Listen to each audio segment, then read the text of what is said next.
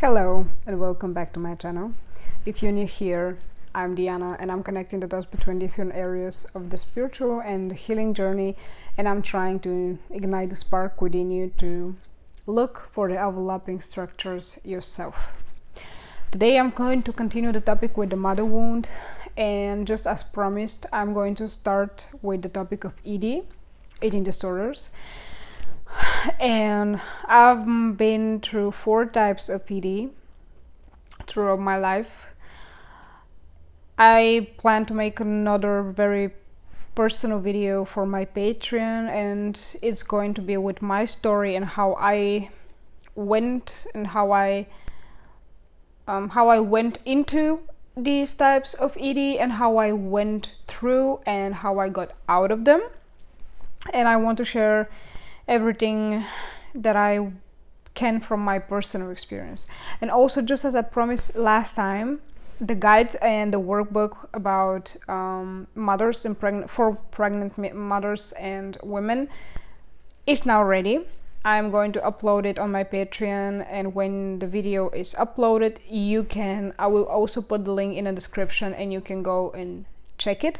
It's packed with practices, meditations, so many different pieces of information which are dedicated to motherhood, the spiritual side of motherhood, also breastfeeding, a lot of practices which are dedicated to the body and to your womb and to your pelvic floor. As a whole, it is created in a way to help you ground your baby in the womb and to start creating healthy programs for your baby, for the root chakra of your baby during your pregnancy, and to give your baby a healthy spiritual start, so to say.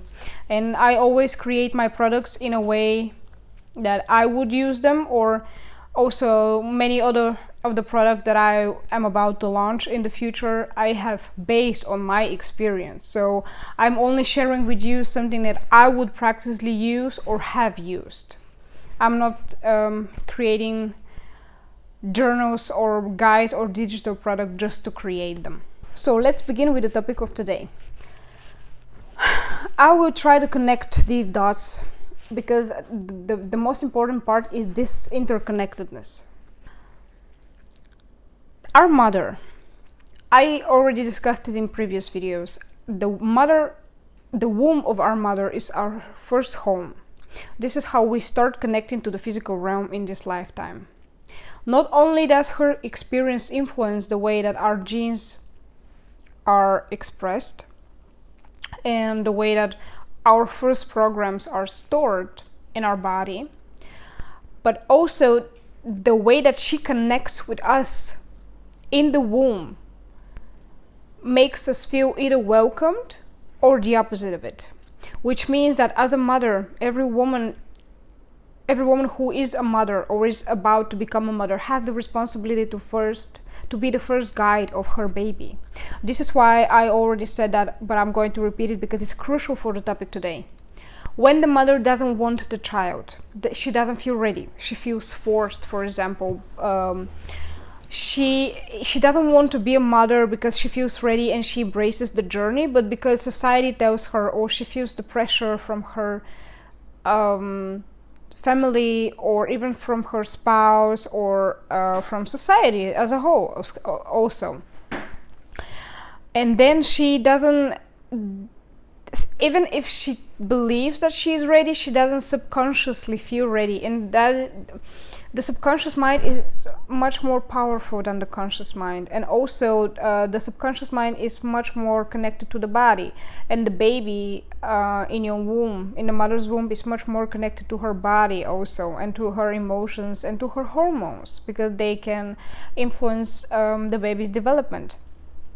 So if the mother doesn't want the child, it might create the wound of not belonging, not having feeling that you don't belong to this world and you don't have a place in it, feeling like an intruder. And this is a very heavy program, and the problem is that the mother might not even be aware of that. The root chakra is related to safety, security, survival, physical survival, the sense of belonging, the sense of especially belonging to a family, especially belonging, and also belonging to life, having the right to be alive. That I already mentioned that in another video. Having the right to be you, and also self-worth. So all of this might be wounded, but when it comes, we are talking about ED, and I'm going to explain you why I'm saying that in a couple of minutes, because these programs of not belonging, they are stored in the root, and the root is also related to food, because this is the interconnectedness that I really want to highlight. We have Mother Earth, the Great Mother, the archetypical mother, who is the source of life and nourishment and emotional and also spiritual nourishment. And we have Mother Earth, the planet, Gaia. And Earth as a source of life naturally comes from Mother Earth. So this is the first link, the mother, the Great Mother, the source of life. Our mother is also the first source of life, not only because we live in her womb, and because she gives birth to us, but also because she's the first one to feed us with her own body. Breastfeeding is sacred. I dedicated the whole chapter of that with a lot of rituals and information about your connection to your baby in the workbook and the guide, because this is very important to be not just brushed away. This topic must be one of the highlights of preparing for pregnancy and for welcoming the baby during pregnancy. But we have the connection to Mother Earth and the Great Mother, the archetypical mother. We also have food as a source of life. Again, source of life, because when we eat, our cells need oxygen, but also a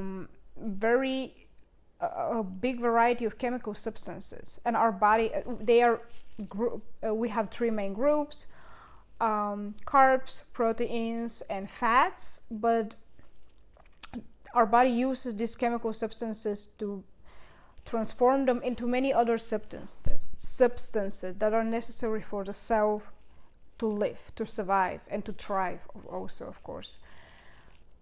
We have then the emotional soothing and the emotional connection. This is another part of the video that will come next, but I wanted to highlight all of this interconnectedness at the beginning, because I want you to know what are we going to talk about and how important it is to see them as one whole big connected thing, one big sphere full of different areas that float in it and build the whole picture. I even have a little script here because I didn't want to miss anything, with just main points. So then we have the mother as a source of nourishment and life. I already said that our mother is our first connection to physical life, and also she's supposed to be our spiritual guide in this world. She's supposed to help us enter this world, not only physically but also spiritually. She's the one to guard us, and she's the one that is supposed to give us that love and to make sure that our connection to source is never broken, because it is innate. This is something that we are born with. Especially children up until the 7th year are very connected and open to other realms. You might have noticed, because children sometimes have the ability to really shock us with what they say. And then we have, I already said that, but food itself, not only is food the source of the three main groups of nutrients, but the prana, the life force energy that we can also take from breath and food is what keeps us alive and what helps us. Prana is just one name. You can name it chi, you can name it orenda, you can name it. There are many different ways in many different cultures, but this energy is necessary for sustaining life. This is the essence of life here on earth. Then the next point is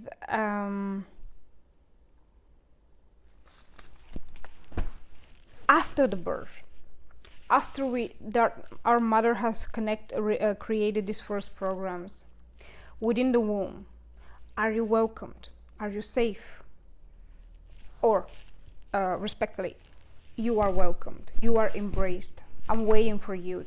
I dedicated a lot of practices and chapters on this, specifically on this connection in the book, because I want to make sure that you have all the instruments already presented to you, that you can, ready for you to use them to take care of that baby, to create these first programs and emotions of safety, security, being embraced, feeling welcomed. You are so worth it. You are so loved. You are so welcomed. You will be so guided and protected. You are so safe to be in this world. I will guide you. I will protect you. I will take care of you. You have nothing to worry about. You don't have to survive. You can thrive with me. You can thrive in this world. This might look very woo-woo to some people, but it's super deep. You are creating a bubble of light, of protective light for your baby before it's even born. And this is why elevated souls through specific mothers. This is a topic for another video. I'm not going to dive deeper into that, but in the first 3 years, that I mentioned that also in the previous video, in the first 3 years, 2 to 3 years of our life, our attachment styles are formed, which means that not only does our mother helps us form these first feelings of safety, security, self-worth, deserving. This is very related to ED. I will tell you in the video how it all connects to ED and why it's so important. Emotional connection, the way that we form emotional connection, had a huge influence on our whole life. This is not something that cannot be changed. We can change that with a lot of work, with the trauma, with the programming, with the body, with the mind, with the soul. It takes a lot of work, but it's changeable.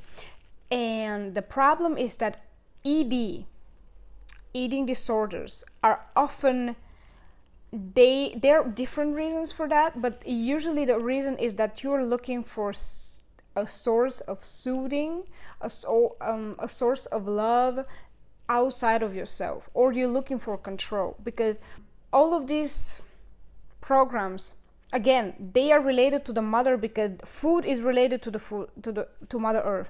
Food is related to the root. Food is related to safety. Food is related to security. Food is related to survival.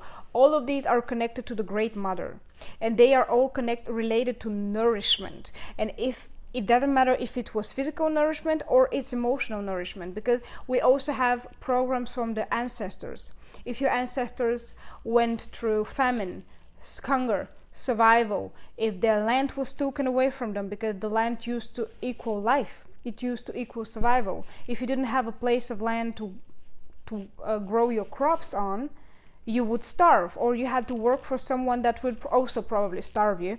But this is also related to the root, because this is the ancestors, this is the family, this is the land, and this is legacy, physical legacy. This is again belonging to the land, the land that belongs to the family. These are very deep topics, super connected to each other. If there are these programs of lack, hunger, famine, survival, struggle to survive, struggle to earn money, struggle to earn food, these programs can also be stored in our DNA and can also be absorbed from our mother and or from our father's DNA. So this might be another possible source of ED that many people wouldn't even tell you about, or they wouldn't even think about. You might choose whether you believe in it or not. I'm just sharing what I've learned from my own journey and what helped me heal from ED. Not only is food, how do I say that? Food becomes our mother. If we didn't have that emotional connection and nourishment from the mother, food is our source of control over our emotions, ironically and unironically, because if you have ED, you have no control over yourself. But also,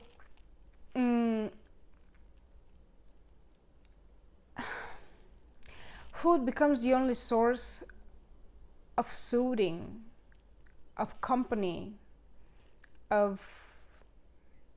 again, this is why I told you at the beginning of the video that food is related to the great mother, because food becomes the only connection to that mother, archetypically, subconsciously. We need our mother when we need food. And when you start controlling and restricting yourself from food, this is an internalized program of being restricted from love, having no access to that. And I know that this is a heavy topic. I really would like you to give yourself the time to think about this, and to give yourself the time to actually reflect on what I'm saying. If you want to give me write in the comments, I will create for the next video a PDF file with journal prompts specifically on that. I will think about it and I will create them. If you want to, just write it in the comments. Primal human needs, especially emotional needs, also physical needs, but especially the emotional needs, to belong, to be loved, to be embraced, to be nourished, to be soothed, to be helped, to be held,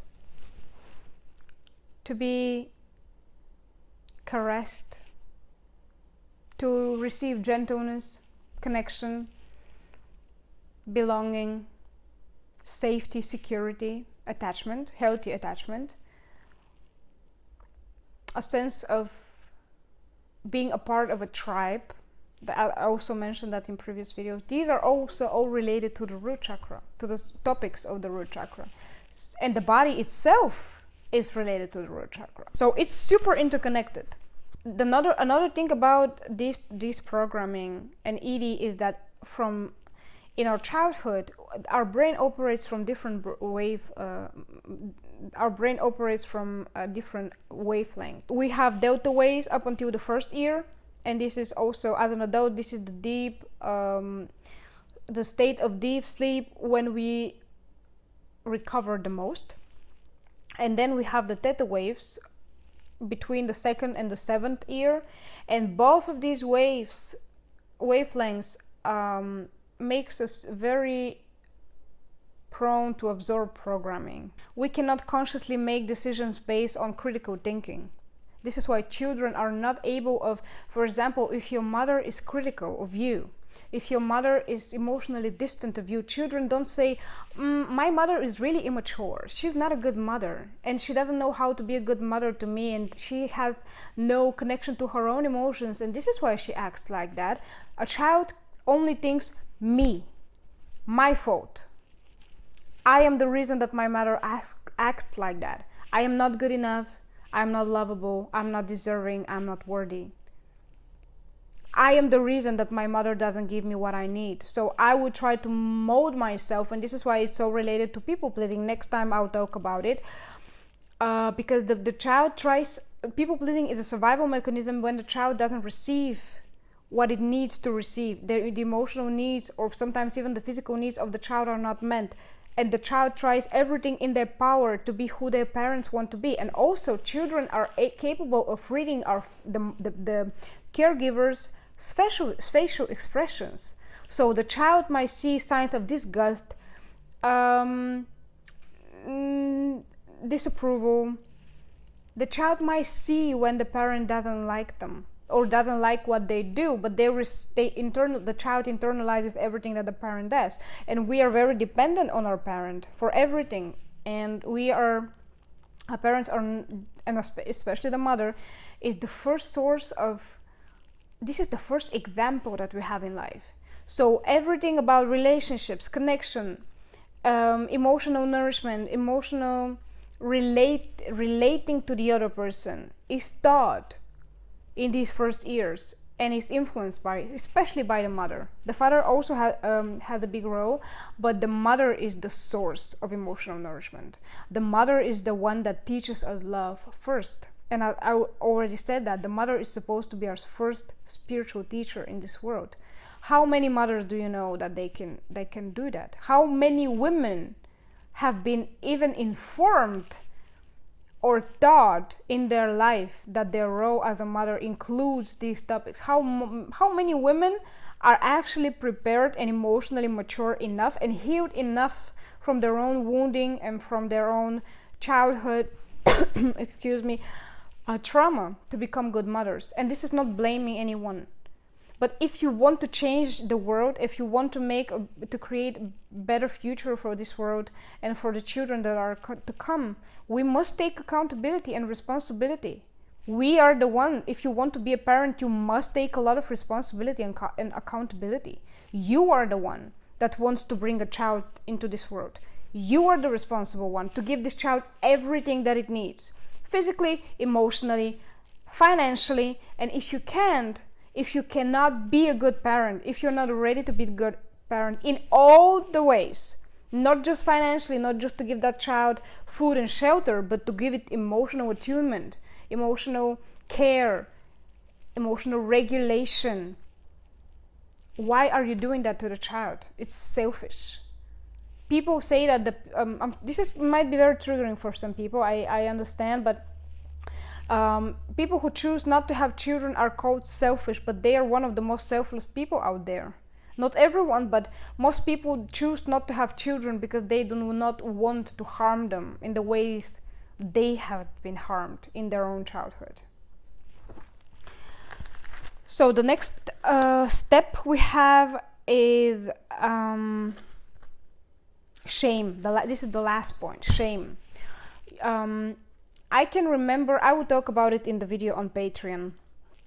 I can remember, especially when I started developing bulimia, I remember how much shame I felt just by the thought of someone knowing what I do, knowing what even when I had binge eating, when I was binge eating, I also had this shame. I was doing it only at night. I was hiding it from the world, from my family. Nobody ever knew about any of my... No, when I was on the verge of anorexia, people could see that, you know. When I was overweight in my childhood, people also could see that, but bulimia and binge eating disorders can be very hidden. Nobody could see them if you don't choose to share. And this is why, please, please, please, if you feel that you are losing yourself in the ED, ask for help. I used to be absolutely incapable and unable to ask for help, and I was hiding that even though I was destroying myself. There is nothing to be ashamed in asking for help. You're not weak, you're not a failure. Of course, choose the right people to ask help from.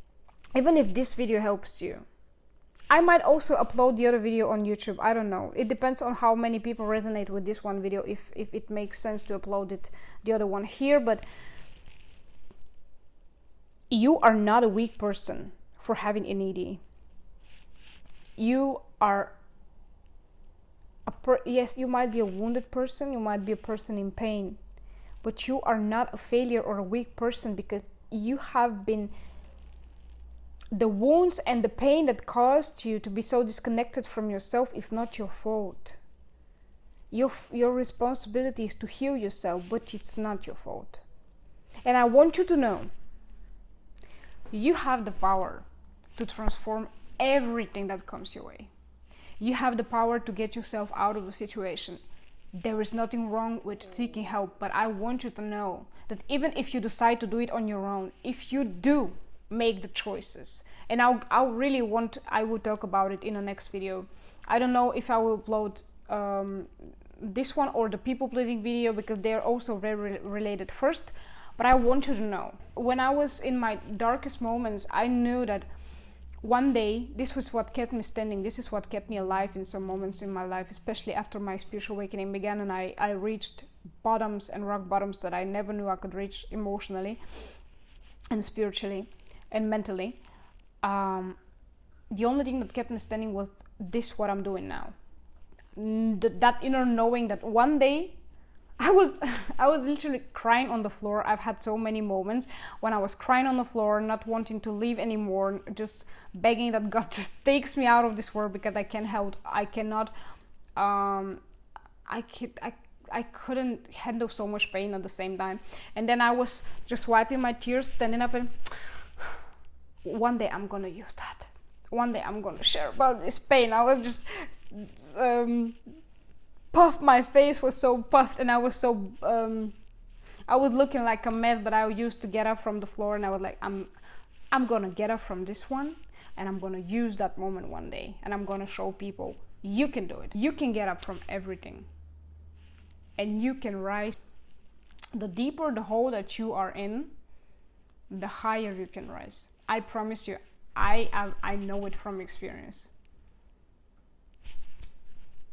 I hope to see you next time.